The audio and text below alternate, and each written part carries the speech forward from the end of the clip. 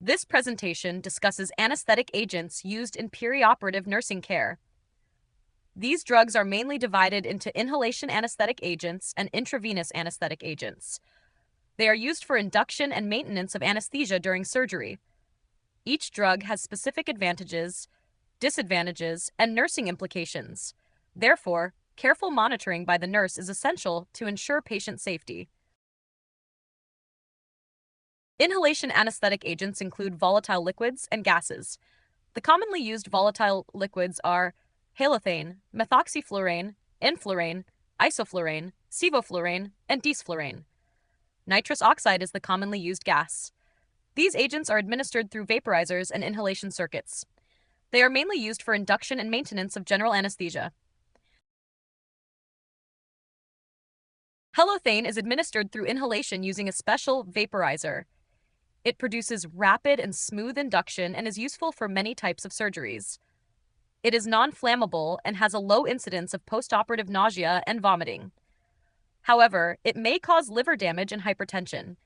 Therefore, nurses should carefully monitor pulse, respiration, and blood pressure in the postoperative period. Methoxyflurane is a non-flammable inhalation anesthetic with excellent muscle relaxation. It provides prolonged analgesia even after surgery and causes minimal postoperative nausea. However, it may cause renal damage and has an unpleasant odor. Because of prolonged depressant action, PACU nurses must carefully observe the patient for respiratory depression and delayed recovery. Enflurane produces rapid induction and recovery and is a potent analgesic. However, respiratory depression may occur rapidly and ECG abnormalities may develop. It is also not compatible with epinephrine. Therefore, the nurse should monitor respiration closely and observe cardiac rhythm during administration. Isoflurane is widely used because it provides rapid induction and recovery. It also potentiates muscle relaxants. The major disadvantage is profound respiratory depression. Therefore, respiratory rate, oxygen saturation, and ventilation must be closely monitored. Assisted ventilation may be required during anesthesia. Sevoflurane produces rapid induction and excretion with minimal side effects. However, it may cause coughing, laryngospasm, and can trigger malignant hyperthermia. The nurse should monitor airway patency, observe for muscle rigidity, increased temperature, and tachycardia, which are early signs of malignant hyperthermia. Desflurane provides very rapid induction and emergence from anesthesia. It has rare organ toxicity, but may cause respiratory irritation and malignant hyperthermia. Nursing responsibilities include monitoring respiratory status, cardiac rhythm, and temperature. Early detection of complications is important. Nitrous oxide is a gas anesthetic that produces rapid induction and recovery. It is non-flammable and commonly used with oxygen and other anesthetic agents. However, it is a weak anesthetic and poor muscle relaxant. It may also cause hypoxia. Therefore, nurses should always ensure administration with oxygen and monitor oxygen saturation. Intravenous anesthetic agents are commonly used for rapid induction of anesthesia.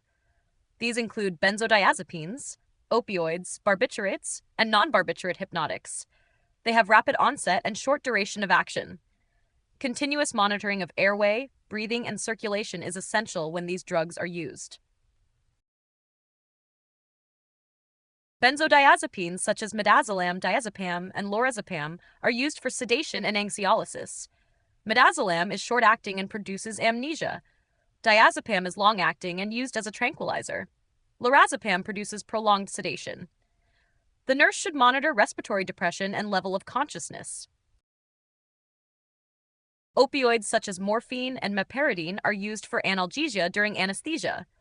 Morphine in high doses produces anesthesia and is not a myocardial depressant.